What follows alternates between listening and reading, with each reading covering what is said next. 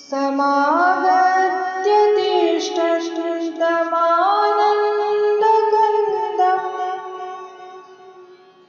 परब्रह्मलिङ्गं भजे पाण्डुरङ्गं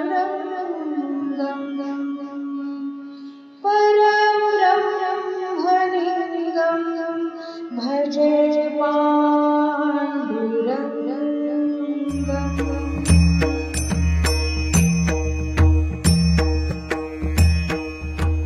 श्री देवी शारदा,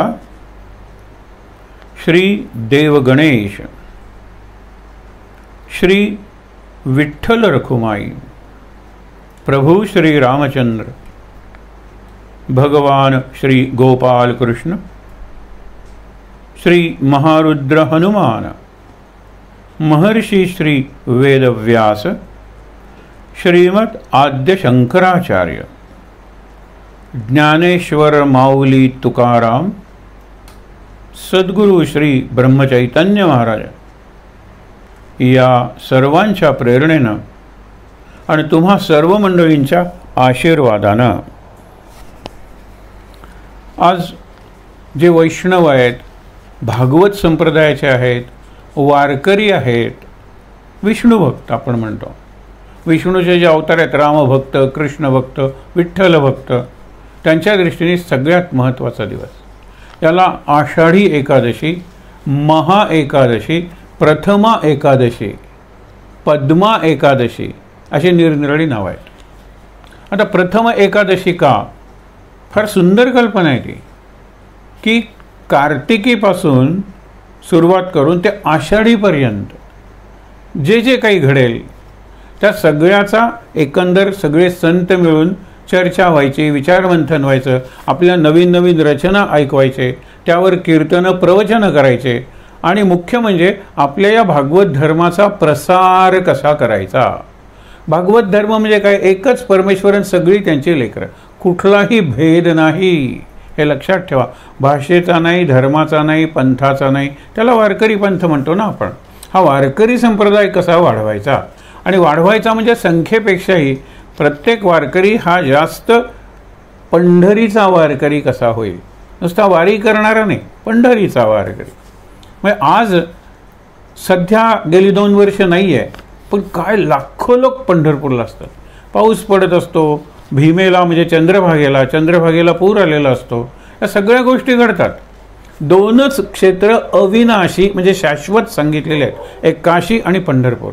आणि गंमत बघा, पंढरपूरला जो विठ्ठल आहे त्याच्या डोक्यावर महादेव आहे, आणि काशीला जो काशी विश्वेश्वर आहे तो अखंड रामनाम म्हणत असतो. आणि काशीला गेल्यानंतर तुम्ही मेलात तर मुक्त होता, कारण मृत्यूसमयी राम नाम तुमच्या कानात तो काशी विश्वेश्वर म्हणतो, आणि अंतेमती सागती, ऐकलं ना शेवटी नाम, गेलात तुम्ही. विचार करा, दोन्हीकडे वैष्णव आणि शैव या 2 पंथांचं एकत्रीकरण, ज्याला आपण म्हणतो की विष्णू आणि शिव किंवा हरी आणि हर यांचं मिलन, हे दोन्ही क्षेत्रात आहे. दोन्ही क्षेत्र शाश्वत आहेत.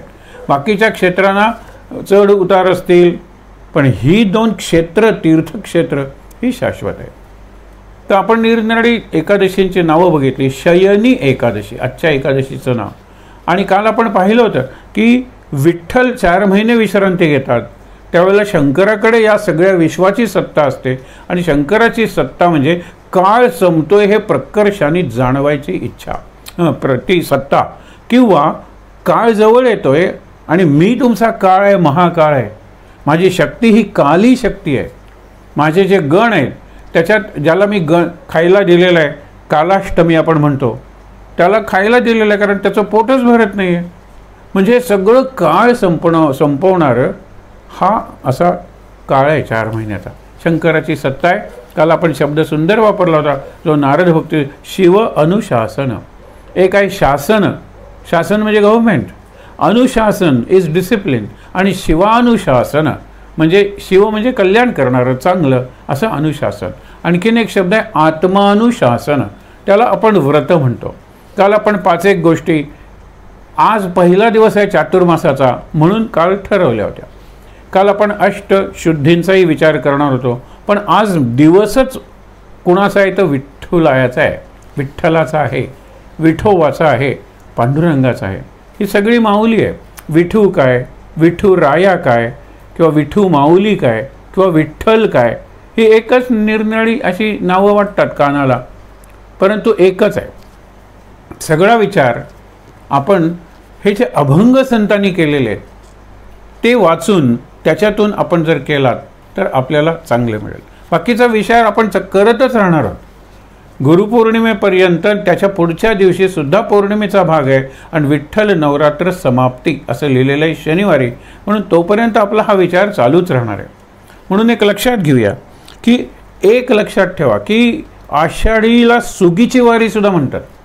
म्हणजे व्यवस्थित पाऊस पडला तर बीज पेरायचं आणि वारीला निघायचं. आळंदीपासून किंवा देहूपासून सुरू झालेली वारी ही 20 दिवसात पंढरपूरला पोचते. दुरून येणारे एका महिन्यात पोचत असतील. म्हणजे असं काही नाही आहे काही की त्यांना खूप वेळ लागतो, 2-2, 3-3 महिने नाही, जास्तीत जास्त 1 महिना, 20 दिवस खरे तर. म्हणजे आपण म्हणतो ना, ज्येष्ठ वद्य सप्तमी देहून तुकामारीची पालखी निघते. पुढच्या दिवशी ज्येष्ठ वद्य अष्टमी, म्हणजे ज्येष्ठाचे किती दिवस झाले, ज्येष्ठाचे 8 दिवस झाले आणि हे 11 दिवस, म्हणजे 11, 9, 20, 8, 9, 20 दिवस असतात. आणि नंतर गेले तेव्हा पिकं जोमानं वर येत असतात. ही विठुरायाची कृपा. विठ्ठलाला तेच सांगतात ते काही नाही, आबादी आबाद होऊ दे वगैरे सगळं काहीतरी मागणं असतंच प्रत्येकाचं, वाईट नाही आहे त्याच्यात, पण ते जातात निष्ठेनं हे मात्र लक्षात ठेवायचं. नामा म्हणे आपण म्हणतो ना की कसं आहे, श्रेष्ठ ग्रंथ ज्ञानदेवी एकतरी ओवी अनुभवावी, त्याच चालीवर असंही म्हणलं जातं की एकतरी वारी अनुभवावी. एकतरी वारी करावी हे सोपं आहे, पण एकतरी वारी अनुभवावी. वारी म्हणजे काय, त्याची शिस्त कुणी आणली? पहिल्यांदा आपण गेल्या वेळेला हा वाचला होता, आज आपण तो वाचूया आणि त्याच्यात थोडासा विचार करूया. आधी रचिली पंढरी मग वैकुंठ नगरी, हा नामदेवाचा अभंग आहे. आधी रचिली पंढरी मग वैकुंठ नगरी, म्हणजे वैकुंठ नगरी, कैलास नगरी याच्या आधी पंढरी आहे. पंढरीमुळे या नगरीला महत्त्व आलेलं आहे. एकादशी ही स्मार्तांची असते म्हणजे शैवांची, आणि भागवतांची असते म्हणजे वैष्णवांची. दोन्हीकडे एकादशी व्रत आहे. आणि एकावर एक 11 एकादशी रुद्र म्हणजे हनुमान, त्याला दोन्ही एकादशी लागतात. एक महारुद्र म्हणजे रुद्राचा अवतार आहे शंकराचा, म्हणून त्याला स्मार्तही लागते. आणि तो रामाचा भक्त आहे, राम हा विष्णूचा अवतार आहे म्हणजे तो वैष्णव आहे, म्हणून त्याला दुसरीही लागते. असा एकंदर जो परिवार आहे ना विठ्ठलाचा, कारण गरुड हनुमंत पुढे उभे राहते. आपण नंतर शंकराचार्यांचं स्तोत्र वाचणार आहोत आणि त्याचा नुसता शब्दार्थ वगैरे बघू. मोठं स्तोत्र आहे, त्याला मोठा अर्थ आहे, पण आपण फक्त बघणार आहोत शंकराचार्यांचं स्तोत्र. आणि हा आजचा मुख्य विषय आहे की पंढरपूरचं वातावरण आपण अनुभवूया. हे नामदेव काय म्हणतात, आधी रचिली पंढरी, म्हणजे भुवरी पंढरी ही वैकुंठ नगरी आहे. कशामुळे की विष्णूचे जे दास आहेत, विष्णूचे जे भक्त आहेत, वैष्णव आहेत, ते नाम घेत जे नाचतात ते पंढरीला नाचतात. म्हणजे सांगितले ना, राम कृष्ण हरी गोविंद, कुठलंही नाव घ्या, या नामाचे निखळ प्रबंध, म्हणजे निखळ म्हणजे खळ नाही. आपण म्हणतो ना माइंड द गॅप, गॅप नाही आहे त्याला, कंटिन्युअस आहे, निखळ प्रबंध. आता एकाला एक जोडलेलं काय असेल तर श्वास आहे, श्वासावरचं नाम. पण तिकडे वारकरीच इतके असतात की कुणी ना कुणीतरी नाम घेतच असतं, म्हणून तिथे गॅपच नसते, खंडच नसतो. खळ, निखळ, निखळ प्रबंध. पण एवढंच नाही नुसतं नाम राम राम राम, विठ्ठल विठ्ठल विठ्ठल विठ्ठल असं नाही.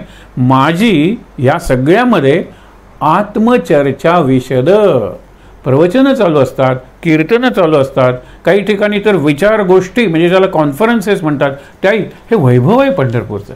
म्हणजे नुसतं महाराष्ट्राच्या संतांचंच हे वैशिष्ट्य आहे की जवळजवळ सर्व संत आहेत ना ते अद्वैत मतवादी आहेत. आणि अद्वैत म्हणजे त्यांना एक नक्की तत्त्वज्ञानाची बैठक आहे. नुसतं देवाचं नाव घेऊन करणार नाहीत. लोकांना कसं चालणार आहे, संसार सोडलं नाही तर काहीतरी एक पाया दिलेला आहे. म्हणून ज्ञानदेवे रचिला पाया हे कुठलं आहे आपण नंतर वाचणार आहोत. पण आधी रचिली पंढरी मग वैकुंठ नगरी, कारण वैकुंठाला वैकुंठ म्हणून महत्त्व आलं ते पंढरपूरमुळे आलेलं आहे. पुराणात होतं, पण पंढरपूरला इतक्या प्रकर्षानं त्या वैकुंठ नगरीचं स्मरण केलं जातं. आणि वैकुंठ हे विष्णूच्या सहस्रनामातलं एक नाव आहे, लक्षात ठेवा. वैकुंठ हे विष्णूचं नाव सुद्धा आहे. जेव्हा नव्हती गोदा गंगा, गोदा गंगा या नद्यासुद्धा नव्हत्या, तेव्हा होती चंद्रभागा. हे समजून घेण्यासारखं आहे. म्हणजे आपण म्हणलं पंढरपूरमुळेच या सगळ्यांना महत्त्व आलेलं आहे. एरवी काय ती चंद्रभागा, काय ती गंगा नदी, पण त्यांच्या काठी जी तपश्चर्या झाली, जी साधना झाली, ग्रंथरचना झाली, यज्ञ झाले, विचार मंथन झालं, नवीन ज्ञान निर्माण झालं, भक्तीची नवीन नवीन सूत्र ती प्रत्यक्षात आणली गेली, म्हणून तिथे तीर्थक्षेत्र झाली ना. आणि म्हणून आपण नद्यांना पुण्य सलिला, सलील म्हणजे पाणी आणि पुण्य म्हणजे पुण्यदायी, पुण्य देणारं, पवित्र मानतो. नद्यांना पवित्र मानतो. म्हणून जेव्हा नव्हती गोदा गंगा तेव्हा होती चंद्रभागा. चंद्रभागा भीमा मोठी नदी आहे. ती तिथे अशी पंढरपूरला चंद्राच्या कोरीसारखी वळते आणि पुढे व्हायला लागते, म्हणून त्या भागात तिला चंद्रभागा म्हणतात. एरवी भीमा म्हणतात, भीमरथ्या. आता तो नंतर आपण वाचणार आहोत. जेव्हा नव्हती गोदा गंगा तेव्हा होती चंद्रभागा. चंद्रभागेची तटी, तटी म्हणजे किनाऱ्यावर, चंद्रभागेच्या किनाऱ्यावर धन्य पंढरी गोमटी. गोमटी म्हणजे सुंदर.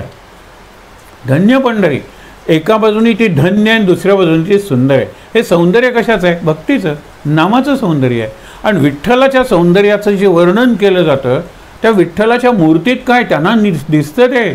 शंकराचार्यांनी त्याच मूर्तीचं वर्णन केलेलं आहे. पण करता करता ते म्हणतात हे परब्रह्म आहे, ते विष्णू आहे, हे परब्रह्म आहे तरी कृष्ण आहे. म्हणून विठ्ठलाचं वर्णन करता करता विष्णूचं वर्णन, विष्णूचं वर्णन करता करता कृष्णाचं वर्णन, आणि नंतर हे स्तोत्र आहे, हे पांडुरंगाष्टकम आहे. हे विचार करा. पुढे बघूया. नासिलिया भूमंडळ, न असिलिया, नाश झाला या भूमंडळाचा. उरे पंढरी मंडळ. पंढरीचं मंडळ म्हणजे काय? काल सांगितलेलं रिंगण नाही. रिंगण हा एक प्रकार आहे, आनंद मिळवण्याचा किंवा करमणुकीचा, मनोरंजनाचा प्रकार रिंगण म्हणा. पण मंडळ म्हणजे मांदियाळी, ईश्वर निष्ठांची मांदियाळी. हे पंढरपूरचं वैभव आहे, हे पंढरपूरचं मंडळ आहे. आणि भूमंडळ जरी नष्ट झाला तरी हे उरणार आहे, उरणारच आहे. त्याच्यानंतर असे सुदर्शनावरी, गेल्या वेळेला आपण बघितलं होतं, सुदर्शनाच्या वर ही नगरी वसवलेली आहे. नगरीला प्रत्येक इतिहास आहे. विशेषतः या सप्त नगरी आपण म्हणतो, अयोध्या, मथुरा, माया, काशी, कांची, अवंतिका, द्वारका, ह्या ज्या नगरी आहेत ना, ह्या अत्यंत पवित्र नगरी आहेत. कुठे ना कुठेतरी त्यांचा पाया जो आहे ना तो परमेश्वरी अधिष्ठानावर आहे. म्हणून आता सुदर्शनावरी सुदर्शन चक्र घेतलेला चक्रपाणी हा मूळ देव आहे. पांडुरंग हे त्याचं एक रूप आहे. विठ्ठल रूप हे कृष्ण रूप आहे. कृष्णाचं बालरूप म्हणलं जातं. म्हणून गोपाळ कृष्ण आपण म्हणतो ना, तसा हा अत्यंत लहान अवस्थेतला असा तो कृष्ण आहे. पण ठीक आहे ना, लग्न वगैरे झालेलं आहे, 2 बायका आहेत वगैरे, आपण तेही वर्णन करतो. पण ते गोपाळ रूप म्हणलेलं आहे. सामान्यांचा तो देव आहे. म्हणून महाराष्ट्राचं लाडकं दैवत आणि महाराष्ट्राचं पारंपरिक आणि प्रातिनिधिक दैवत कुठलं विचारलं तर कुठली देवीन, कुठलं शंकराचं शिवलिंग वगैरे सांगूच नका, विठ्ठल. आणि विठ्ठल हा महायोग आहे, विठ्ठल हा महासमन्वय आहे. ते आपण नंतर बघणार आहोत. असे सुदर्शनावरी म्हणून अविनाश पंढरी. सुदर्शन चक्राची किमया आपण अनेकदा बघितलेली आहे. सुदर्शन चक्राने शिशुपालाला भर सभेत मारलं हे आपल्याला माहीत आहे. सुदर्शन चक्र अडवून त्यांनी सूर्याला अडवलं सुदर्शन चक्रामुळे. आणि लोकांना वाटलं की झाली संध्याकाळ. अर्जुन निघाला कशाला? चितेत प्रवेश करायला. त्यावेळेला जयद्रथ ती गंमत पाहायला आला, कारण सूर्यास्तापर्यंत मी तुला मारेन. आणि ते शब्दाचे पक्के होते ना लोक, समोर येऊन उभा राहिला. त्यावेळेला त्यांनी सुदर्शन चक्र काढून घेतलं आणि सांगितलं हा सूर्य आणि हा जयद्रथ, मार. आणि मग जयद्रथाला मारलेला. तिथेही सुदर्शन चक्राचा उपयोग आपण बघितला. सुदर्शन चक्राचा आणखीन एक उपयोग, वामन, हे पुढे येईलच आपल्याला त्याचा उल्लेख. वामन हा त्याला बळीराजा, म्हणजे बळी आणि वामन, वामन अवतार आहे. पण बळीराजाला चिरंजीव बनवण्यासाठी बळीराजाला 3रं पाऊल मस्तकावर ठेवून त्यांनी पाताळात गाडलं, दडपलं, पण पाताळाचं राज्य निर्माण केलं. आणि पाताळाचं राज्य हे बळीराजाचं राज्य म्हणलं जातं. बळीराजा आज शेतकऱ्याला म्हणलं जातं. शेतकऱ्यांच्यासाठी शेतीविषयक माहिती देणारं जे मासिक आहे बळीराजाच त्याचं नाव आहे. आपण ज्या वेळेला बलिप्रतिपदा वगैरे साजरी करतो ती शेतकऱ्यांच्या नावेच आहे प्रतिपदा. म्हणजे दिवाळीतली आपण म्हणतो ना की बलिप्रतिपदा यमद्वितीया, तर ती बली म्हणजे आणि बलिवर्द म्हणजे बैल, बैलाले नाव. हे सगळी सुंदर अशी रचना संस्कृत भाषेत केलेली आहे. कारण संस्कृत भाषा अशी जमिनीतून किंवा आकाशातून पडलेली नाही, ती निर्माण केलेली भाषा आहे. आणि निर्माण कृत म्हणजे केलेली, आणि सम म्हणजे संस्कार, कल्याण. लोकांवर संस्कार घडवण्यासाठी ऋषी मुनींनी, ज्याला गिरवाण भारती म्हणतात, देववाणी म्हणतो त्याला, अत्यंत चांगल्या उद्देशाने केलेली आहे भाषा ती. म्हणून ऋनी सुरू होणारा, ऋषीतला ऋ वाईट अर्थाचा शब्द नाही संस्कृतमध्ये. आणि संस्कृत म्हणजे काय, एका बाजूनी संस्कार ते घडवले, त्याच्यासाठी माध्यम संस्कृत भाषा, आणि मग माणूस तो सुसंस्कृत होतो. आणि अशा सुसंस्कृत माणसांची संस्कृती, त्याला आपण भारतीय संस्कृती म्हणतो, हे लक्षात ठेवा. मग केवढा मोठा वारसा येतो. तर हे का सांगितलं की सुदर्शनावरी, गेल्या वेळेला सहज म्हणलं होतं आपण, एका मिनिटात बघूया गोष्ट ती, की अर्जुनाला गर्व झाला होता की माझ्यासारखा धनुर्धारी कोणी नाही, मी वाऱ्याला सुद्धा बांधून घालू शकेन, वाऱ्याचे मोठ चारही दिशांनी म्हणून वारा अडला असं करू शकतो. मग ते म्हणाले की ठीक आहे ना. हनुमंतालाही गर्व झाला होता की माझ्यासारखा हे कोणी नाही आहे बलवान. मग या दोघांचे गर्व त्यांनी एका याच्यात घालवले घटनेत. ती घटना आपण गेल्या वर्षी बघितलेली होती की एक अर्जुनाला बाणांचा पूल बांधायला सांगितला आणि हनुमंताला सांगितलं हा मोडून दाखव. अर्जुन म्हटलं शक्यच नाही, वज्र पूल आहे हा, एका अर्थाने वज्र सेतू आहे. तर काय हनुमंताने नुसतं आपलं एक बोट ठेवलं आणि तो मोडला. हनुमंतानं हसायला लागला की मला वाटलं होतं की मी बलवान आहे, आता बघलं की महाबलवान, परमबलवान, माझ्यासारखं कोणी नाही. त्यांनी सांगितलं होतं की अर्जुनाला की तुझा पूल बांधताना काहीतरी चूक झालेली आहे, हल्लीच्या भाषेत इंजिनिअरिंग एरर काहीतरी झालेली आहे, तू पुन्हा पूल बांध. अर्जुनाने पुन्हा पूल बांधला, तसाच बांधला हो. आणि हनुमंताला सांगितलं तू मोड. हनुमंताने बोट ठेवलं, नंतर पाय ठेवला, नंतर उभा राहिला, नंतर उड्या मारायला लागला, खूप वर जाऊन उड्या मारायला, तो पूल मोडे ना. आता अर्जुनाला वाटलं की अरे पहिल्यांदा आपली कुठली चूक झाली होती, आपण काही सुधारलेली वगैरे नाही आहे, तसंच बांधलं होतं. मग हनुमान थकला आणि त्यांनी सांगितलं तुमच्या दोघांच्याही लक्षात आलेलं नाही, दुसऱ्यांदा त्या पुलाच्या खाली मी माझं सुदर्शन चक्र ठेवलं होतं, त्यामुळे तो पूल अभेद्य झाला. तो तुला केव्हाच मोडता येणार नव्हता. आणि अर्जुना तू बांधलेला पूल नाही, तू बांधलेला पूल पहिल्यासारखाच होता, सुदर्शन चक्राखाली ठेवलं होतं. एक सहज उल्लेख म्हणून सांगतो की आम्ही गमतीनं म्हणायचो, आता बळीराजाच्या राज्याभोवती ज्यावेळेला कृष्ण किंवा विष्णू किंवा हरी नसेल ना, त्यावेळेला सुदर्शन चक्र रक्षण करत असतं. मी तुझ्या डोक्यावर पाय ठेवलेला आहे आणि माझ्या पायाचा म्हणजे स्पर्श ज्याच्या मस्तकाला होतो त्याचा उद्धार त्याला कोणी मीही मारू शकत नाही आहे. म्हणून एक चिरंजीव केले बळीला आणि सुदर्शन चक्र रक्षण करत असतं. आम्ही पालकांना शेवटी ज्यावेळेला सेंड ऑफ झाल्यानंतर कधी पालकांची अशी बैठक वगैरे बोलवली, नाही सांगायचो किंवा इंडिव्हिज्युअली सांगायचो की आत्तापर्यंत तुमच्या मुलावर आमच्या शिक्षकांच्या सुदर्शन चक्राचं संरक्षण होतं, आता तो 11वी-12वीला जाणार आहे, आम्ही प्रार्थना नक्की करतो, पण आता तुम्ही जास्त काळजीपूर्वक बघा. कारण शाळेत 10वीपर्यंत मुलांची नावं माहीत असतात, बऱ्याच गोष्टी असतात. या गोष्टीमुळे काय होतं, शाळेला एक व्यक्तिमत्व येतं. पुढे कॉलेजमध्ये वगैरे रोल नंबरनी अटेंडन्स घेतला जातो आणि अरे तू त्या वर्गातला माझा विद्यार्थी का रे असं विचारावं लागतं. शाळेत तसं नसतं आणि त्यामुळे रक्षण केलं जातं एका अर्थाने. आता ती परिस्थिती हळूहळू बदलायला लागलेली आहे, पण तुम्हाला सांगतो म्हणून असे सुदर्शनावरी म्हणून अविनाशी पंढरी, नामा म्हणे बा श्रीहरी, आम्ही नाचू पंढरपुरी. हे नाचणं जे आहे ना ते सगळ्यांचं आहे. महाराजसुद्धा कीर्तन करताना आपले नाचायचे, दमा झालेला असला तरी ते नाचायचे. हनुमंत नाचे, दास रामाचा हनुमंत नाचे, नाम घेता मुखी राघवाचे आपण म्हणतो. आणि बाकीचे तर काय, नाचू कीर्तनाचे रंगी ज्ञानदीप लावू जगी. हे मत्त होऊन नाचावे, उन्मत्त होऊन नाचावे. म्हणजे उन्मत्त म्हणजे त्या अर्थी उन्मनी अवस्थेत मी गेलेलो आहे, मला जगाचं भानच नाही तर लाज कसली. म्हणून पद घुंगरू बांध मीरा नाचे रे, कारण मेरे तो गिरिधर नागर एक दुसरा न कोई. हे ती म्हणत होते, दुसरं नाहीच आहे तर मी लाजू कोणाला, आणि तो माझ्या आतच आहे. गंमत बघा, हे जमलं पाहिजे आपल्याला. पंढरपूरला ते आहे, तो पायाच आहे. पंढरपूरचा कुठला पाया आहे, हे सुदर्शन चक्र. आता ही संतांची जी इमारत आहे, ही जी वारीची जी इमारत आहे, 700 वर्ष चालत आलेली, गेली 2 वर्ष मात्र खीळ पडलेली आहे. गेल्या वेळेला नवीन असल्यामुळे अशा कविता येत होत्या, आतासुद्धा येतील, की तो कोरोना म्हणतो, कसला रे तू देव, केली ना तुझी देवळं बंद. त्यावेळेला तो म्हणतो बरोबर आहे, पण घर हे देवघर झालं. आत्तापर्यंत देवघर घरात होतं, आता घराघराचं देवघर झालं, घराघराचं देऊळ झालं. मी घराघरात गेलो म्हणून तुझे काय तू सांगतोस मी देऊळ बंद केलं, देऊळ नावाची वास्तू बंद केली.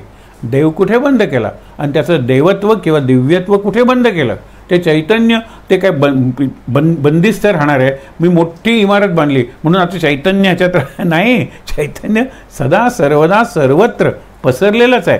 काल ठसावला असे, रामदास म्हणतात राम कोंदाटला असे, दाटून राहिलेलं आहे, ठसून राहिलेलं आहे, ठासून.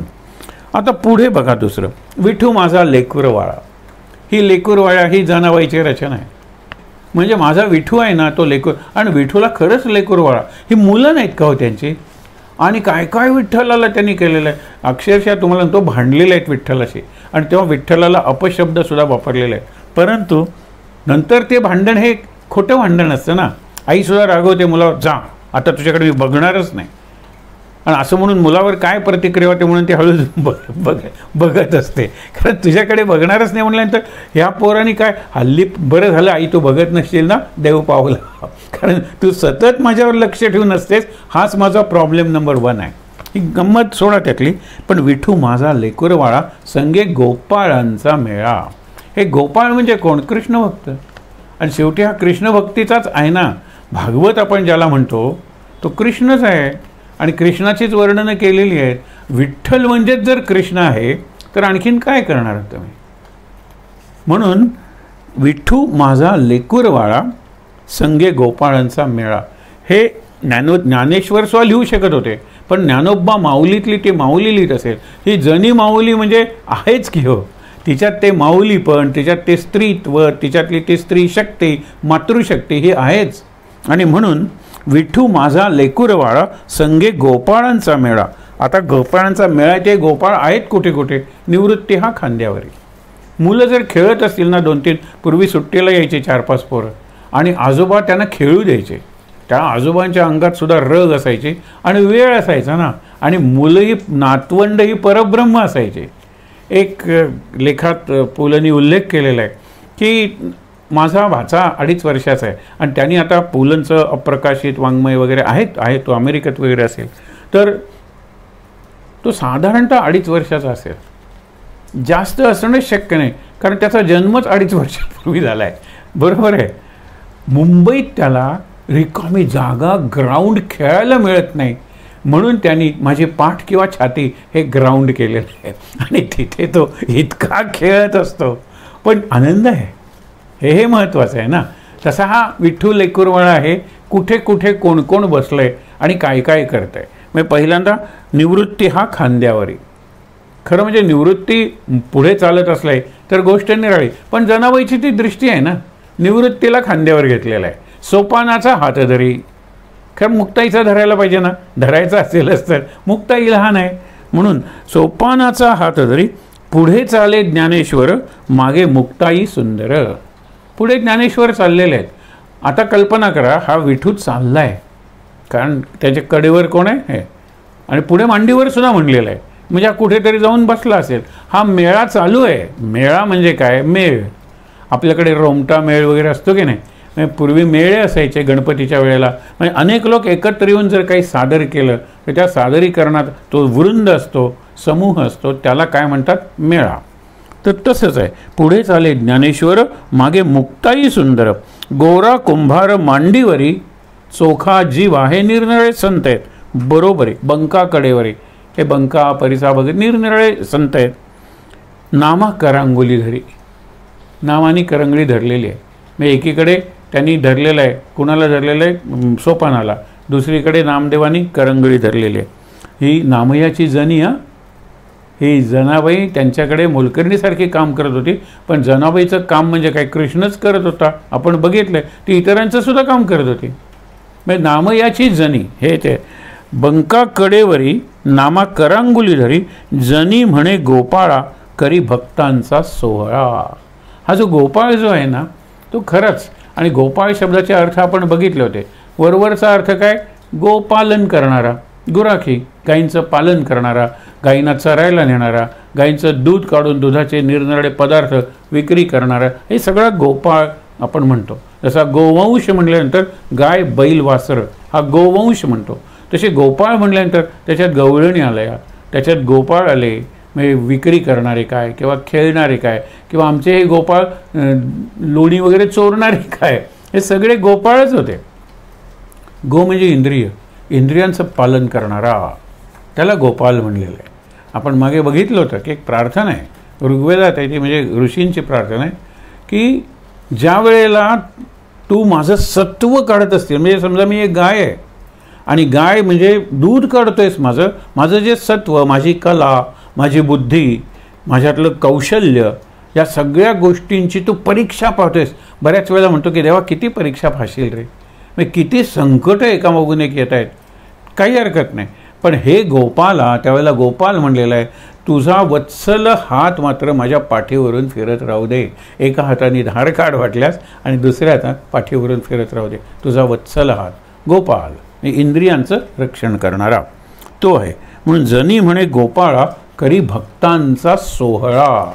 सोहळा म्हणजे समारंभ, आणि हा जो समारंभ आहे, आता जशी नामयाची जनी ना, आता आपण इथे नामदेव ठेवलेले आहे, ज्ञानबा तुकाराम, काही 1-2 दिवसांनी आपण ज्ञानेश्वर सुद्धा ठेवू, पण नामदेव ज्ञानेश्वराचे समकालीन, आणि तुकाराम हा कळस म्हणजे शेवटचा. त्याच्यानंतर तुकारामाच्या सुद्धा निळोबुवा होते किंवा ही बहिणाई होती, बहिणाबाई, त्या सगळ्या होत्या. म्हणून बहिणी तुकयाची, जनी नामयाची. त्या बहिणींनी म्हणजे बहिणाबाईंनी, तुकारामाची शिष्या, तिने हे पद केलेलं आहे. आणि ही कशाची इमारत आहे? भागवत संप्रदायाची इमारत आहे. ही पंढरीच्या वारीची इमारत आहे. ही सगळे संत मंडळ, त्यांचे भक्त मंडळ, पालख्या, दिंडी, हे सगळं जे वातावरण आहे ना, ती इमारत आहे. संत कृपा झाली, इमारत फळा आली. इमारत वास्तू, ती फळा आली म्हणजे पूर्ण झाली. संत कृपा झाली, ती कुणी बांधलेली नाही, गवंड्यांनी किंवा सुतारांनी बांधलेली नाही आहे, ती संतांनी उभारलेली आहे. आणि संतच त्यांचे निरनिराळे भाग झालेले आहेत. आता लक्षात, ज्ञानदेवे रचिला पाया, उभारिले देवालया. हे देवालय आहे, इमारत म्हणजे देवालय. पाया कोणी रचला? तर ज्ञानदेवानी, म्हणजे ज्ञानदेव स्वतःच पाया झाले. ज्ञानदेवानी पहिल्यांदा संस्कृत ग्रंथ गीतेसारखा तो मराठीत आणला. केवढी मोठी क्रांती होती संस्कृतमधलं वाङ्मय प्राकृतात आणणं. आणि म्हणून त्यांनी सुरुवातीला सांगितलेलं आहे ना, मी काय करणार आहे, मी व्यासांचा मागोवा घेतो आणि भाष्यकारा ते वाट पुसतो. म्हणजे व्यासांनी सांगितले ना, गीता वगैरे सगळी व्यासांची आहे, मी त्यांचा मागोवा घेणार आहे, त्यांच्या मागोमाग जाणार आहे. पण जर वाट चुकली तर भाष्यकार म्हणजे शंकराचार्यांना वाट विचारेन. म्हणजे जर एखादा शब्द आणला, एखादं आपल्याला पटत नाही, तर मी शंकराचार्यांचा सुद्धा संदर्भ घेईन, त्यांची मदत घेईन, त्यांच्या वाङ्मयाची. हे लक्षात ठेवा. त्यांना जाणीव आहे की आपण करतोय ते एक क्रांतिकारी आहे, पण आपल्याला क्रांती म्हणजे रक्तलांछित किंवा रक्तरंजित अशी क्रांती करायची नाही. आपली ग्लोरियस रिव्होल्युशन आहे, ब्लडलेस, आणि लोकांना बांधणारी नाही तर सोडवणारी अशी क्रांती आपण घडवते. लोकांच्या भाषेत जर आणलं ना वाङ्मय, की तो लोकांचाच ग्रंथ झाला ना. व्यासांचा भागवत डोक्यावर नेत असतील तो केवळ श्रद्धेने, पण नाथांचा भागवत डोक्यावर नाचवत असतील तो निष्ठेने, कारण त्यांना कळलंय ते, याच्याशिवाय दुसरं काही नाही, याच्यात आहे तेच आमच्या जीवनाला उपयुक्त आहे. म्हणून ज्ञानदेवे रचिला पाया, उभारिले देवालया. नामा तयाचा किंकर. किंकर म्हणजे सेवक. नामा तयाचा म्हणजे ज्ञानदेवाचा. नामदेव वयानं हे ज्ञानदेवापेक्षा मोठे होते, त्यांना आयुष्यही लाभलं. ते महाराष्ट्रातून उत्तर भारतात पंजाबमध्ये गेले. असं म्हणतात की गुरु ग्रंथ साहेब म्हणून जो शिखांचा पवित्र ग्रंथ आहे, त्याच्यात सुद्धा नामदेवाच्या हिंदीतून केलेल्या रचना आहेत. म्हणून तेवढं त्यांनी कार्य केलं. तो ज्ञानदेवे रचिला पाया, उभारिले देवालया. नामा तयाचा किंकर, तेने केला हा विस्तार. विस्तार म्हणजे महाराष्ट्राच्या बाहेरही त्यांनी हा भागवत संप्रदाय नेला की नाही, केला विस्तार. जनार्दन एकनाथ. एकनाथ त्यांनी काय केलं? खांब दिला भागवत. आधार नको का? मंदिराला आधार आहे तो भागवत, हा आधार आहे. एक पाया झाला, एकाने पुढे भिंती वगैरे बांधून विस्तार केला असेल, पण मुख्य आधार खांब दिला भागवत. भजन करा सावकाश, तुका झालासे कळस. म्हणजे तुकाराम हा कळस आहे. पण ती स्वतःला काय म्हणते लक्षात ठेवा. तुम्ही म्हणाल तुम्ही स्वतःला एवढं सर्वोच्च नाही दिलेलं रूप. समजून घ्या बरं की तुका झालासे कळस, बहिणी फडकली ध्वजा. कळसाच्या वर जी ध्वजा असते, पताका असते, जे निशाण झेंडा असतो, ध्वज, ती बहिणी झालेली. म्हणजे काय एवढी उच्च तिने स्वतःला अवस्था किंवा स्वतःला ती उंची दाखवलेली आहे का, ते नाही आहे. अर्थ बघूया आपण. बहिणी फडकली ध्वजा, निरूपण आले ओजा. हे जे निरूपण केलेलं आहे ते ओज म्हणजे म्हणजे तेज, त्याची प्रभा सगळीकडे फाकलेली आहे. कारण या संतांची निरूपण मुख्य म्हणजे त्यांचं वाङ्मय. मराठी संतांनी विपुल वाङ्मय तयार केलं आणि अशा प्रकारचे ग्रंथ लिहिले की ज्याला प्रस्थानत्रयी म्हणतात. म्हणजे माझं सध्याचं जे स्थान आहे, जी स्टेटस आहे किंवा जी लेव्हल आहे, ती आणखीन वरती करायची किंवा ती आणखीन पुढे न्यायची, त्याला प्रस्थान. आपण बघितलं आहे, प्रकर्षानं मला जिथे जायचं आहे ते स्थान. प्रसन्न स्थान, प्रकाशित स्थान, प्रकट स्थान किंवा प्रगत स्थान अर्थ होऊ शकतात. पण 3 महत्त्वाचे लोक असतात. एक ज्ञानी असतात, ज्ञानमार्गी. दुसरे कर्मी असतात, कर्ममार्गी. आणि तिसरे भक्त असतात, भक्तमार्गी. हे लक्षात ठेवा. आता मार्ग आणि योग याच्यामध्ये फरक काय की मी भक्ती करतो बाबा, आपण देवाला जोडलेला आहेस का, नाही, तो अनुभव आलेला नाही. तो जोडला गेला की तो भक्ती योग झाला. एरवी ज्ञानी ग्रंथ वगैरे लिहितात, व्याख्यानं वगैरे करतात, पण त्यांचा ह्याच्याशी काही संबंध नसतो. अनेकांनी ज्ञानेश्वरीवर PhD घेतलेली आहे, पण अनेकांनी स्पष्ट केलेलं आहे की हे भक्तीनं मी केलेलं नाही आहे, हे मी केले साहित्य म्हणून, साहित्याचा अभ्यास, त्याचं संशोधन म्हणून मी हा अभ्यास केलेला आहे. मी काही विठ्ठल वगैरे, कदाचित काही जण हुशारकी मारत असतील की मी 2 वर्ष ग्रंथ लिहितो तो, पण एकदाही पंढरपूरला गेलो नाही, एकदाही आळंदीला गेलो नाही. अशी काही हुशारकी मारण्याची गोष्ट आहे का? नाही, गेला नाही ठीक आहे ना, पण गेला नाहीत म्हणजे काहीतरी मी महत्त्वाचं केलं. मी दर एकादशीला पंढरपूरला गेलो, हे पॉझिटिव्ह आहे ना काहीतरी. मी जोपर्यंत 2 वर्ष होतो, 2 वर्षात जेवढ्या एकादशी आल्या मी पंढरपूरला किंवा आळंदी देहूला गेलेलो आहे. गेलो नाही यात काय विशेष आहे? त्या ठिकाणी बसलं की सगळं नकार, मी येणार नाही, मी ते करणार नाही, मला ते जमणार नाही, माझ्याकडून ते घडणार नाही. मी हल्लोय कुठे? गरजच नाही हलायची, प्रयत्न करायचा. म्हणून ह्यात प्रस्थानत्रयी म्हणलेलं आहे. एक ज्ञान, अमृतानुभव. कुणी लिहिला? ज्ञानेश्वरांनी लिहिला. तो तसा ज्ञानाचा ग्रंथ आहे. चांगदेव 65 जसा ज्ञानमार्गाचा ग्रंथ आहे. रामदासांनी कुठला लिहिला तर त्यांचा जो छोटासा ग्रंथ आहे आत्माराम, 200 सुद्धा ओव्या नाही आहेत, पण ज्ञानाचा ग्रंथ आहे तो. हे लक्षात ठेवा. फार थोड्या जणांना कळेल. ते तत्त्वज्ञान असते, चर्चा असते. नंतरचा असतो तो कर्माचा ग्रंथ. त्याने गीता हा कर्म, म्हणजे पहिल्यांदा म्हटलं उपनिषद, ब्रह्मसूत्र आणि गीता. उपनिषद हा कर्माचा आहे, गीता ही भक्तीची आहे आणि ब्रह्मसूत्र हे ज्ञानाचे आहे. ही मूळ प्रस्थानत्रयी. आपण असेही म्हणू शकतो की रामायण, महाभारत आणि भागवत ही सुद्धा प्रस्थानत्रयी आहे की. पण प्रत्येकाने ती ज्ञान, आता कुणी लिहिले? ज्ञानेश्वराने. एक ज्ञानेश्वरी लिहिलेली आहे महत्त्वाचं म्हणजे, दुसरा अमृतानुभव लिहिलेला आहे आणि तिसरा सांगितल्याप्रमाणे हरिपाठ आहे, चांगदेव 65 आहे, त्यांचे ते अभंग आहेत. हे 3 निरनिराळ्या प्रकारचे ग्रंथ आहेत. रामदासांनी लिहिला मनाचे श्लोक, मनोबोध, दासबोध लिहिला आणि आत्ता सांगितलेला आत्माराम लिहिला. अशी 3 प्रकारची प्रवृत्तीची माणसं असतात, त्यांच्यासाठी ते ग्रंथलेखन, विपुल ग्रंथलेखन महाराष्ट्रातल्या संतांनी केलेलं आहे आणि तो संतांचा वारसा आहे. लक्षात ठेवा. आज आपल्याला विषाणूंनी आरसा दाखवला आहे. बघा, तुम्ही आहात तिथेच बसा. गुरुपौर्णिमा, तुमच्या घरातच गुरुपूजन करा.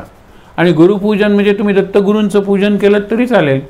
आम्ही लोकांना पाठवलेले आहेत की तुम्ही गुरुपूजन घरात करा आणि त्यासाठी व्यास काय किंवा ज्ञानेश्वर काय किंवा आपल्याला आपण गुरुवर्य बाबा बेलसरे काय किंवा आपले महाराज काय यांचे फोटो पाठवलेले आहेत व्हॉट्सॲपवरून की तुम्ही याचे प्रिंटआउट काढा. आणि आम्ही मांडणी कशी करतो? व्यास असतात, महाराज असतात आणि बाबा बेलसरे असतात. या तिघांचं पूजन आपण वांतेला करतो. कारण बाबा बेलसरेंच्या माध्यमातून आम्हाला हा सगळा परमार्थ, अध्यात्म, शुद्ध अध्यात्म, शुद्ध परमार्थ, शुद्धा भक्ती हे सगळं कळत गेलं.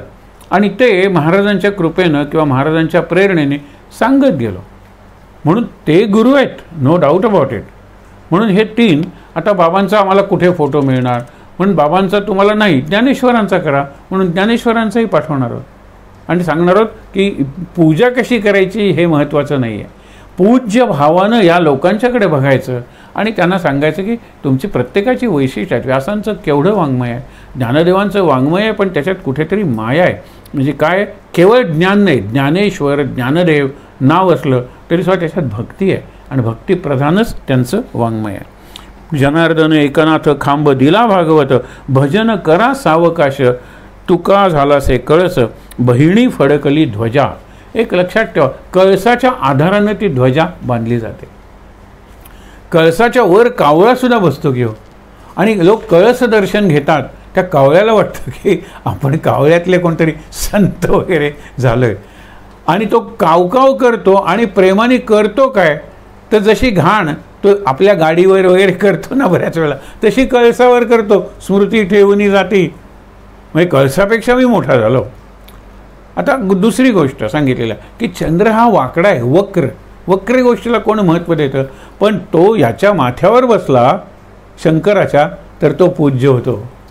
कावळा जर कळसावर बसला तर तो पूज्य होत नाही. म्हणजे केवळ कुणाचा तरी संपर्क, कुणाचा तरी संबंध याच्यामुळे तुम्ही मोठे होत नाही.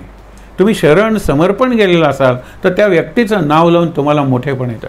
तशी बहिणाबाई काय, ती तुकारामाची, जनाबाई काय, ती नामदेवांची. हे आपण लक्षात ठेवूया.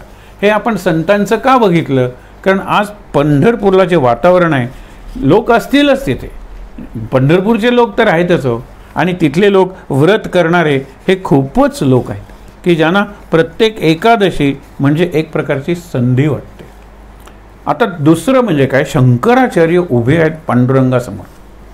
दैव्यपराध क्षमापन स्तोत्राला आपण बघितलं, तुळजाभवानीचं मंदिर आहे, त्यांची प्राणप्रतिष्ठा म्हणजे पुनर्प्रतिष्ठापना, मूर्ती वगैरे भंगते कधी कधी, पुनर्प्रतिष्ठापना शंकराचार्यांच्या हस्ते झालेली आहे.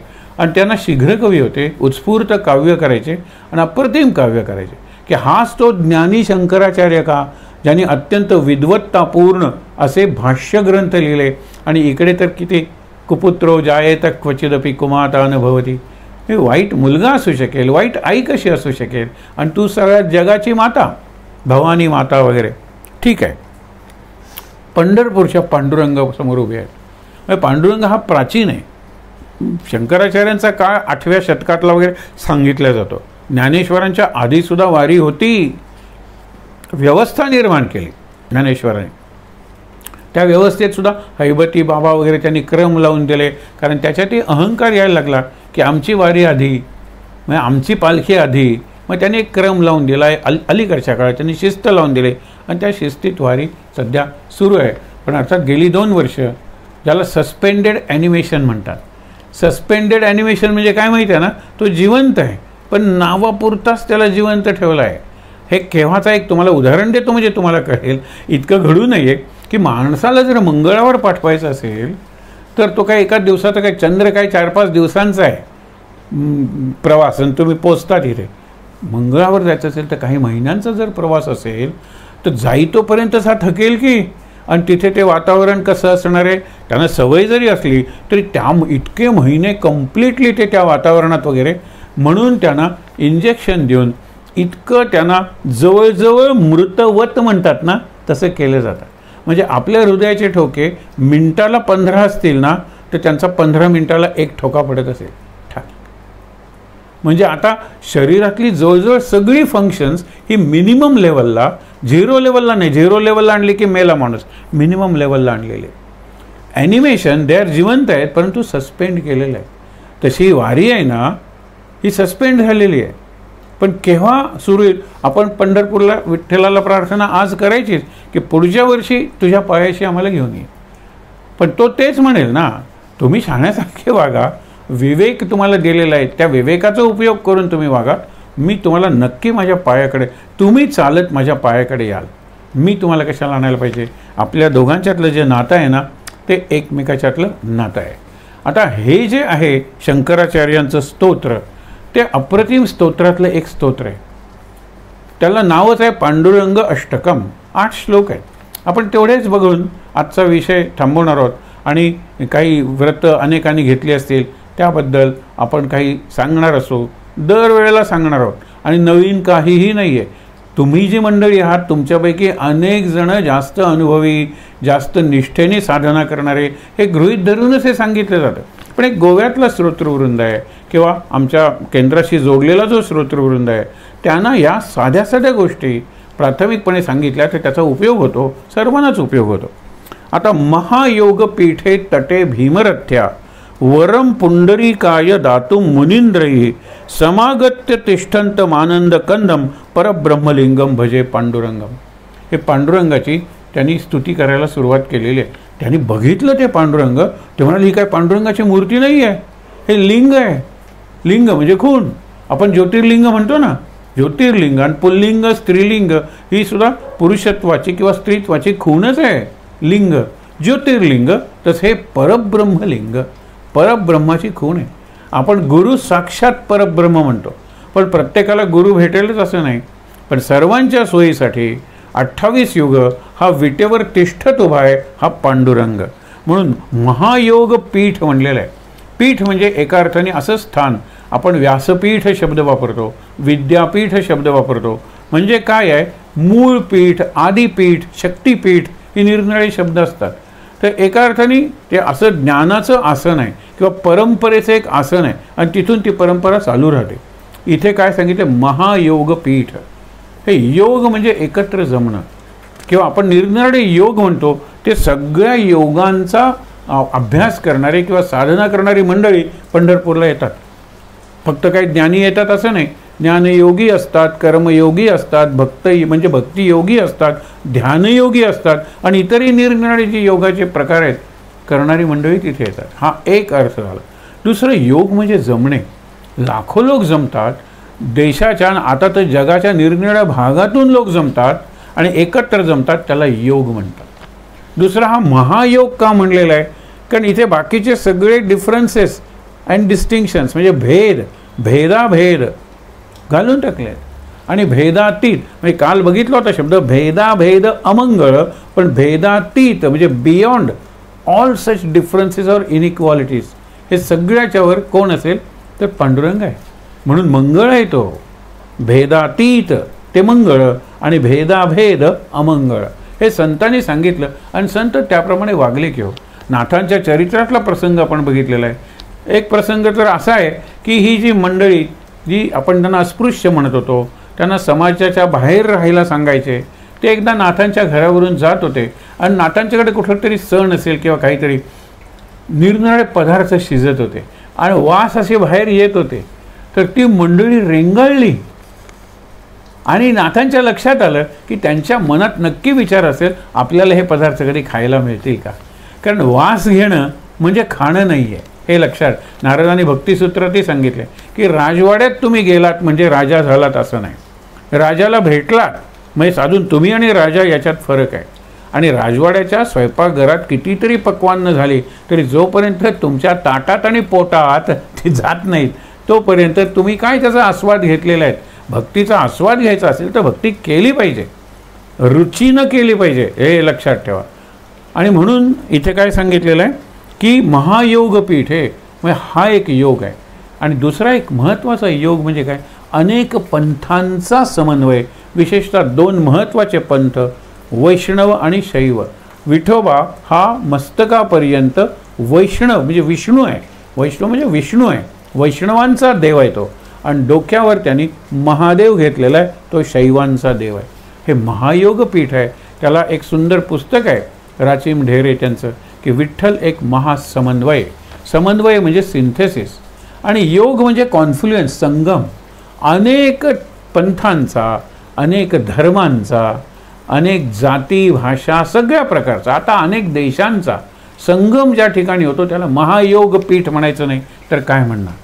आणि या पीठाचा आपण पीठाधीश कोण आहे तर पांडुरंग. आणि निरनिराळे त्यांच्यात अध्यापक वगैरे असतात की नाही, प्रोफेसर असतात, डीन असतात, हेड ऑफ द डिपार्टमेंट असतात, हे निरनिराळे संत.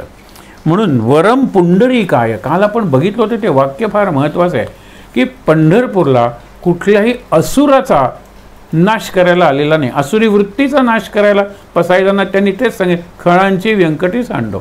त्याच्यासाठी पांडुरंग आलेला आहे तिथे.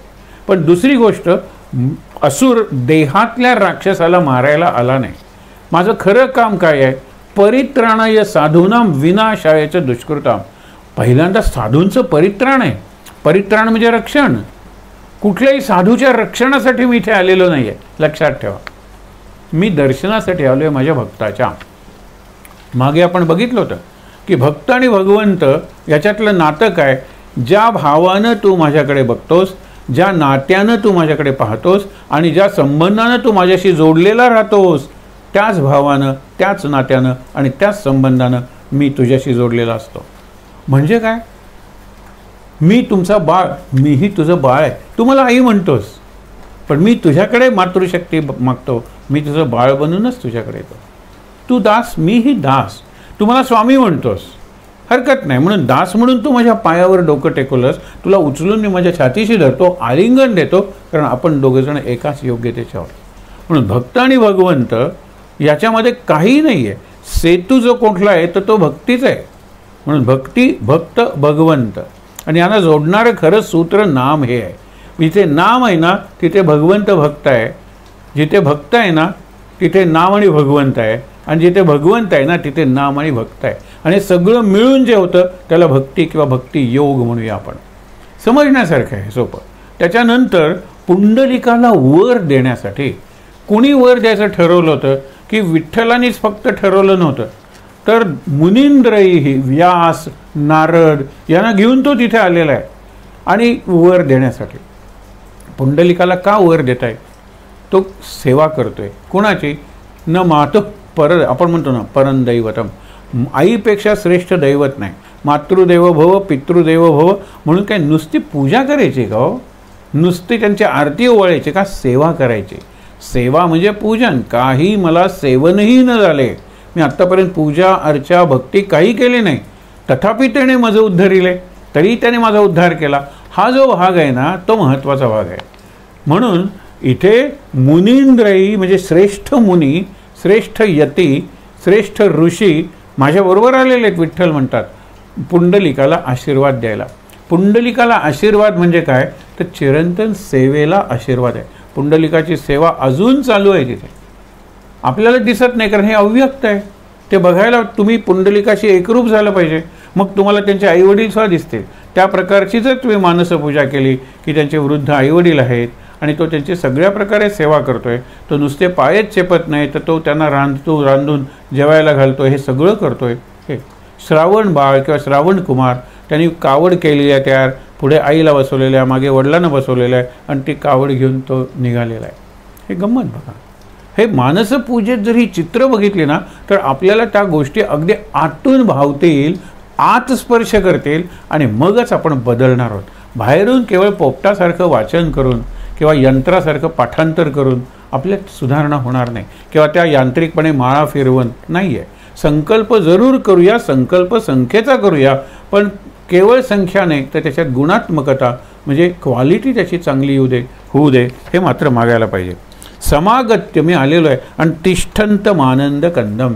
नारदाने विचारलेलं आहे एकदा की अरे मी ज्यावेळेला वैकुंठात येतो त्यावेळेला मला सांगितलं होतं की आत्ताच कुठल्या तरी भक्तांनी टापो फोडलेला आहे आणि म्हणून तो धावून गेलेला आहे त्याच्या रक्षणासाठी.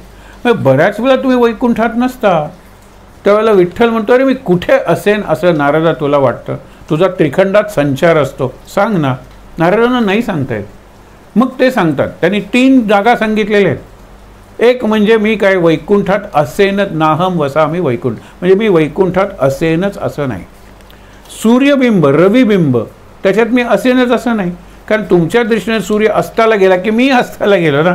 सूर्य आहे तोपर्यंत त्याच्यात देव आहे, दिसणारा देव सूर्य, आणि असणारा देव तो चित सूर्य किंवा आत्मसूर्य आहे. दिसणारा सूर्य आहे हा नसणारा सूर्य होणार आहे. रोज आपल्याला तो दिसत नाही, असतानंतर ग्रहणाच्या वेळेला दिसत नाही, या दिवसात ढग असतात म्हणून दिसत नाही. हा कसला सूर्य? आणि एक दिवस तो नष्ट होणार आहे.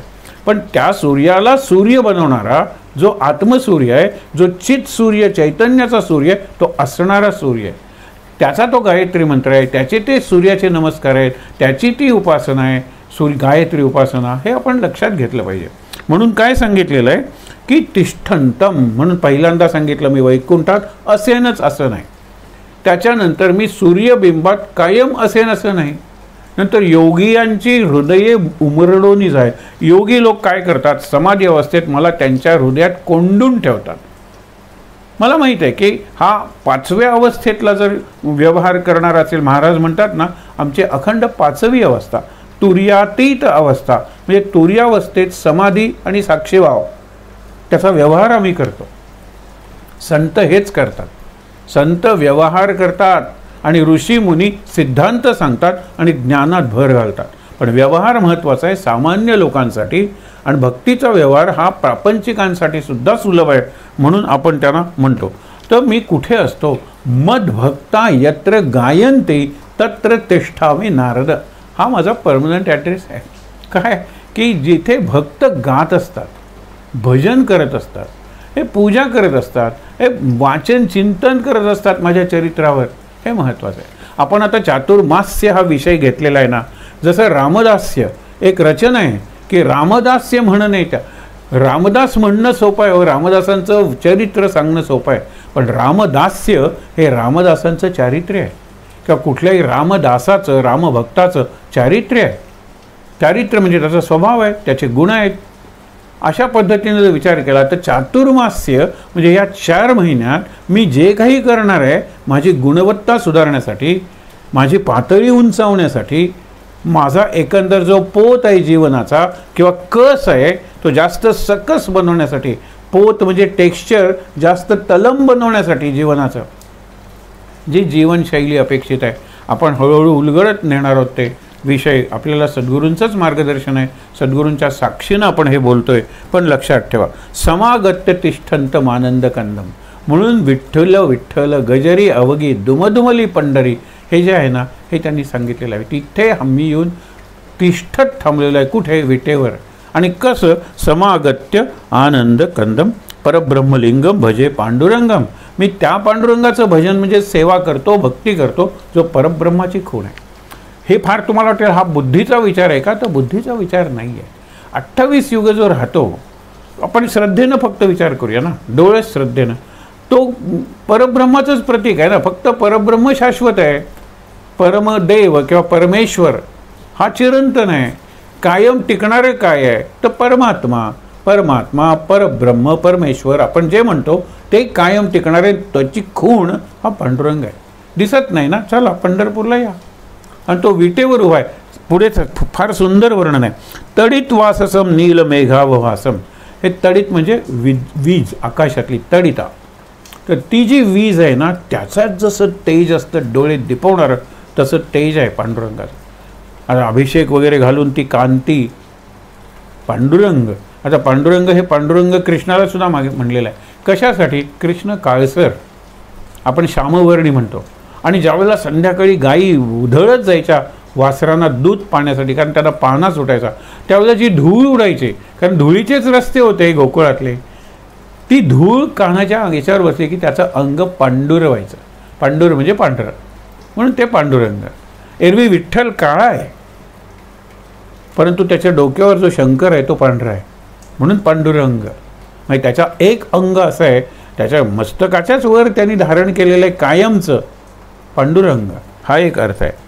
तडित वाससम नील मेघाववासम, परत त्यांचा रंग कसा आहे नील मेघासारखा. तो निळा सावळा राम म्हणतो ना, निळा सावळा विठू, अगदी काळाकुट्ट असा नाही आहे, त्याच्यात श्यामल आपण म्हणतो ना तसा तो रंग आहे. रमा मंदिरम, आता विष्णूचं वर्णन आहे. रमा मंदिर म्हणजे रमेबरोबर, रमा म्हणजे लक्ष्मी, लक्ष्मीबरोबर तो राहतोय. रमा मंदिरम सुंदरम चित प्रकाशम, सुंदर असं मंदिर आहे आणि चैतन्याचा प्रकाश त्यातून बाहेर पडतोय. किंवा हा विठ्ठल म्हणजे साक्षात चैतन्याचा प्रकाश आहे. तुम्ही डोळ्यासमोर आणा, मानसपूजेत जर विठ्ठलाची अशी मूर्ती आपण आणली तर आपल्याला आतून अनुभव येईल विठ्ठलाच्या दर्शनाचा. म्हणून वरम त्विष्टकाम, इष्टका म्हणजे वीट, सुंदर अशा विटेवर, भक्कम अशा विटेवर तो उभा आहे. समन्यस्त पादम, एक गाणं होतं तुम्हाला, विठ्ठला समचरण तुझे धरिते.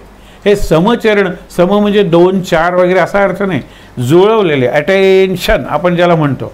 आणि अटेन्शनमध्ये आपला एकंदर सेंटर ऑफ ग्रॅव्हिटी म्हणजे ज्याला आपण गुरुत्व मध्य म्हणतो तो व्यवस्थित जावा म्हणून बेस वाढवतात, म्हणून त्यांनी कमरेवर धरलेलं आहे, एक आधार दिलेला आहे. आणि एवढी झाली ना रुंदी पांडुरंगाची, आणि मग तो असा जरी झाला तरी तो पडणार नाही. असा ताठ उभा राहिला तर पडण्याची शक्यता आहे.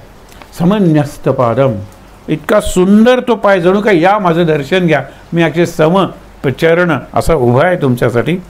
चित्प्रकाशम वरम त्विष्ट कायम समन्यस्त पादम प्रमाणम भवाभैर्य.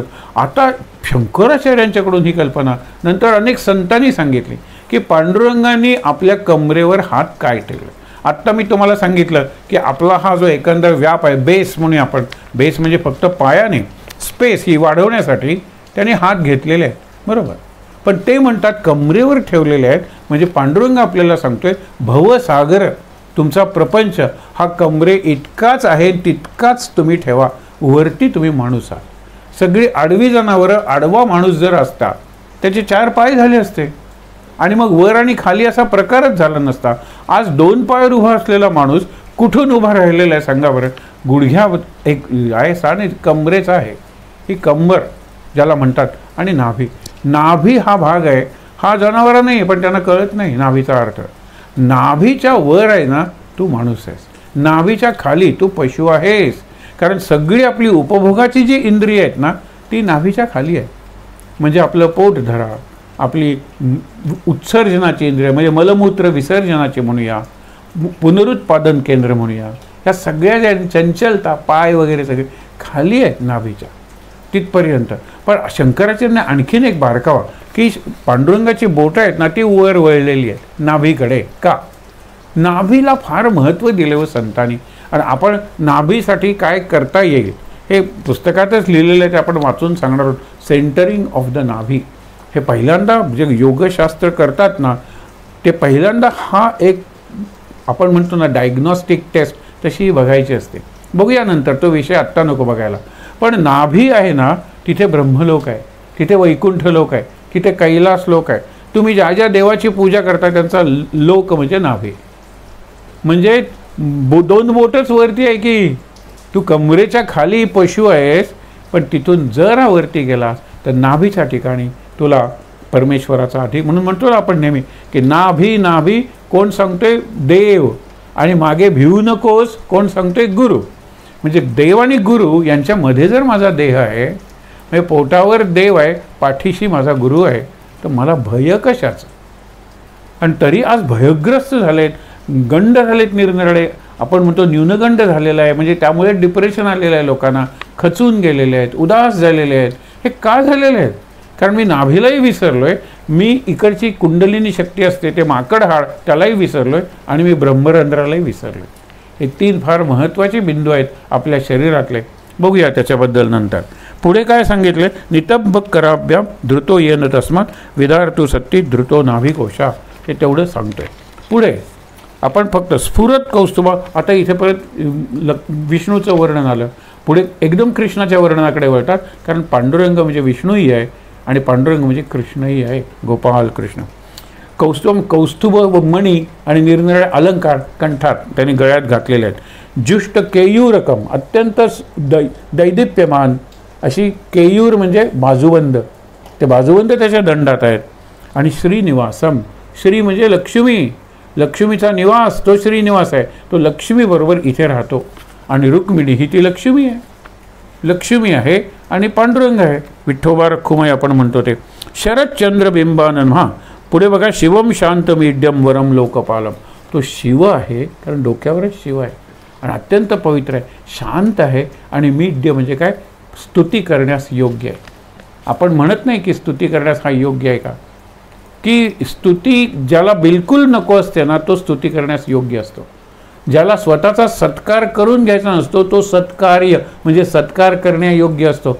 मला द्या मला द्या हे सगळं पारितोषिक वगैरे हे जे असतात ना ते खरं नाही आहे. मग इथे कसं आहे, तो स्तुती करायला योग्य आहे. मीड्य शरदचंद्र बिंबानंद. किती सुंदर. चंद्र कुठला? ते शरद म्हणजे कोजागिरीचा. आपण ज्याला म्हणतो शरद ऋतू सुरू झाला अश्विन महिन्यात, की अश्विन महिन्यातलं चांदणं कसं वाढत जातं आणि इतकं प्रसन्न वाटतं. आणि त्याच्या आधी पावसाळ्याचे महिने असतात ना, पावसाळ्याच्या महिन्यात गुरुपौर्णिमा सुद्धा दिसेलच सध्याच्या वातावरणात असं वाटत नाही आहे. आजपासून 4 दिवसांनी गुरुपौर्णिमा आहे, चंद्रच दिसत नाही आहे. पण कोजागिरीला मात्र चंद्र दिसतो, म्हणजे दिसायला हवा. आज तिथेही ते काय ढग वगैरे केव्हा येतील, केव्हा पाऊस पडेल असं चक्र बदललेलं आहे. पण शरद चंद्रबिंबाननम, सूर्यबिंब तसं चंद्रबिंब, आणि शरद ऋतूतलं चंद्रबिंब म्हणजे स्वागतार्ह. आणि शरदाचं चांदणं आपण जे नेहमी म्हणतो चारू हासम, हास्य अत्यंत सुंदर आहे, चांगलं आहे. आणि जपा रागबिंबाधरम, अधर कसे आहेत ते जास्वंदीच्या फुलासारखे आरक्त. सुंदर वर्णन आहे ना. जास्वंदीचं फूल नाजूकही असतं आणि रक्तवर्णी असतं. कंज नेत्रम, आणि नेत्र कसे आहेत, पंकज, आपण ज्याला म्हणतो ना कमळासारखे नेत्र आहेत. किरीटोज्ज्वल सर्वदिक प्रांत भागम, किरीट आहे ना त्याचं एवढं तेज आहे की चेहऱ्यावर तर पडतंच आणि सगळ्या आजूबाजूला सुद्धा पडतं, असा किरीट आहे. सुरैरर्चितम, देवानी पूजा केलेली आहे, दिव्य रत्न वगैरे अत्यंत अर्पण केलेले आहेत या पांडुरंगाला. पांडुरंगाला त्याचं काही नाही आहे. त्रिभंगाकृती, हे कृष्णाचं वर्णन झालं. त्रिभंगाकृती, तो वाकलेला आहे, तो कमरेत वाकलेला आहे, पायात वाकलेला आहे, मानेत वाकलेला आहे. गोंदवल्याची कृष्णमूर्ती आठवावर तो असा वाकलेला आहे, तो ह्याच्याकडे वाकलेला आहे. मग एक चांगली त्यांनी पोज घेतली आणि पायात तर तो वाकलेला आहे. त्रिभंगाकृती म्हणतात, 3 ठिकाणी वाकलेला. त्रिभंगाकृती आपल्याला तो विठ्ठल सरळ दिसतो ना, आणि म्हणून त्रिभंगाकृती सांगितलेलं आहे. बर्हमाल्य म्हणजे वनमाला आहेत त्याला, आणि अवतंस म्हणजे त्याला तेज आहे निरनिराळ्या प्रकारचं, किंवा तो एक प्रकारचा मुकुट आहे किंवा तुरा आहे. क्षत्रिय कुलावतंस शिवाजी महाराजांचं आपण वर्णन करतो. म्हणजे कोणत्याही क्षत्रिय कुलाला किंवा समग्र क्षत्रिय कुल, जसा सूर्यवंश आहे तसा क्षत्रिय वंश, त्याचा जर तुरा कुठला असेल, मुकुट कुठला असेल तर शिवाजी महाराज आहेत. अवतंस. नंतर विभूम वेणुनादम चरंतम दुरंतम, आता सगळीकडे पसरलेलं ते वेणुनाद.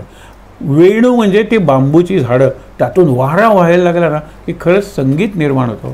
इतर झाडातून होतं पण सळसळ होते, हे संगीत निर्माण होतं, म्हणून त्याला वंशित ध्वनी वेणुनाद असा शब्द वापरलेला आहे. पण वेणुनादम चरंतम दुरंतम, दूरपर्यंत पसरलेला आहे. स्वयं लीलया गोप, आणि इतकं सगळं असून सुद्धा स्वतः गोपवेश म्हणजे गुराख्याचा वेश धारण केलेला आहे. गवाम वृंदकानंद, गवा म्हणजे गाई आणि साधे गोपाळ यांच्याबरोबर तो अत्यंत आनंदात आहे. शेवटी अजम रुक्मिणी प्राणसंजीवनम तम, तो अज म्हणजे तसं जन्माला न येणार आहे, पण आपल्यासाठी भक्तांसाठी त्यांनी जन्म घेतलेला आहे. रुक्मिणी प्राणसंजीवनम म्हणजे आपण म्हणतो ना की सीतेचं सीता कांत स्मरण जय जय राम, जानकी जीवन स्मरण जय जय राम, तसं रुक्मिणी प्राणसंजीवन असा तो विठोबा आहे. परमधाम कैवल्यमेकम, परमधाम आहे, अंतिम सगळ्यांना जायचं आहे ते तिथे. चारोधाम नाही, परमधाम, की परम तिथे यत गत्वा न निवर्तन्ते तद्धाम परमम मम, तिथे गेल्यानंतर पुन्हा जन्म नाही आहे, असं मुक्त आहे. आणि कैवल्यमेकम, एक कैवल्य म्हणजे मुक्ती, पूर्णपणे मुक्ती पंढरपूरच्या विठोबाकडे. पंढरपूरला तुम्ही गेल्यानंतर तुम्हाला मिळेल. प्रसन्नम प्रपन्नार, प्रसन्न असा विठ्ठल आहे. आणि बुद्धावतार हा विठ्ठलाचा अवतार आहे, किंवा विठ्ठल हा बुद्धाचा अवतार आहे असं सांगणारं एक मत आहे. गुरुवर्य बाबा बेलसरींचा सांगितलेलं आहे की तो बुद्धासारखाच दिसतो, मौन आहे, शांत आहे, तेजस्वी आहे, ज्ञानी वाटतो तो. बघा ना पंढरपूरची मूर्ती, गंभीर वाटतो पण तरी प्रसन्न आहे, चारुहास. आणि परब्रह्मलिंगम भजे पांडुरंगम. आता शेवटी फलश्रुती स्तवम पांडुरंग शिवै पुण्यदम ये, हे स्तवन, हे स्तोत्र जो वाचेल पठन ते एकचित्तेन भक्त्या, म्हणजे भक्तीनं आणि एकचित्तानं जो वाचेल ते भवांभूमे तो भवसागर तरुण जाईल. आणि सगळ्यात म्हणजे काय फार सुंदर, हरेरालयम, हरीचं आलय जे आहे ना तिथे शाश्वतम प्राप्नुवन्ति, तिथे तो चिरकाल राहील. हरीच्या आलयात म्हणजे मंदिरात नाही तर हरीच्या पायाशी, हरीमध्येच तो मिसळून जाईल. एवढं या स्तोत्राचं महात्म्य सांगितलेलं आहे. आज या आषाढी एकादशीच्या निमित्तानं पंढरपूरशी वातावरण, पंढरपूर, विठोबा, विठ्ठल, दैवत, त्याचे निरनिराळे पैलू म्हणून आपण या रचना पाहिल्या. उद्यापासून आपण भक्ती म्हणजे विशेषतः चातुर्मास्य 4 महिन्यात कशी उपासना करायची, आपलं दैनंदिन जीवन गृहीत धरून कशी उपासना करायची ते आपण पाहणार आहोत. आहेत त्या ठिकाणी शांत बसूया, डोळे मिटून.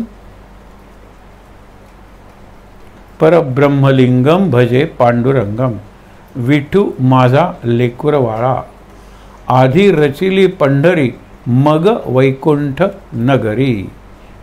विठ्ठल विठ्ठल गजरी अवघी दुम दुमली पंढरी.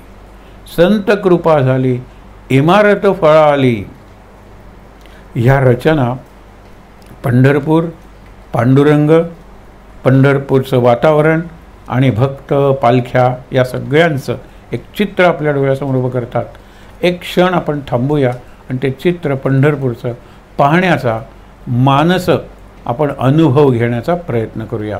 शांत.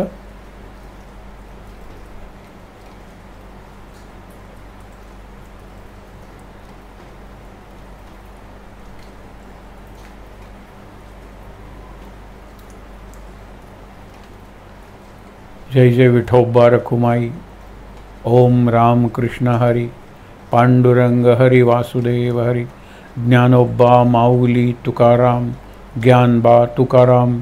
निरनिराळ्या मंत्रांचा घोष ऐकू येतोय. सगळीकडे पताका डोलतायत, नाचतायत आणि सगळीकडे वारकरी, वैष्णव, भागवत, पंढरपूरच्या विठ्ठलाचे भक्त भरून राहिलेले आहेत आकाशातल्या ताऱ्यांसारखे. शांत.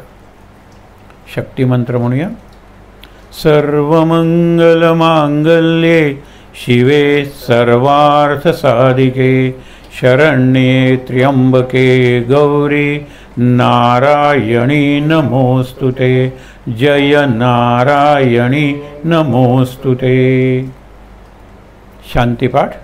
ओम सहनाववतु सहनौ भुनक्तु सह वीर्यं करवावहै तेजस्विनावधीतमस्तु मा विद्विषावहै.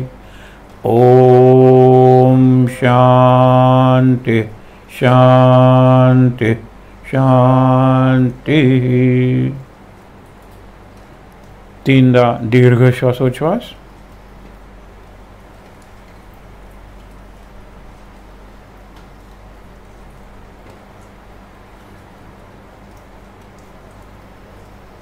आजच्या उपवासाचं उद्या पारण आहे, म्हणजे उद्या आनंदाचा, भक्तीचा आणि ज्ञानाचा दिवस आहे.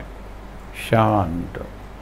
सावकाश डोळे उघडून समोरचे विठ्ठल रखुमाई, तुकोबा माऊली आणि नामदेव माऊली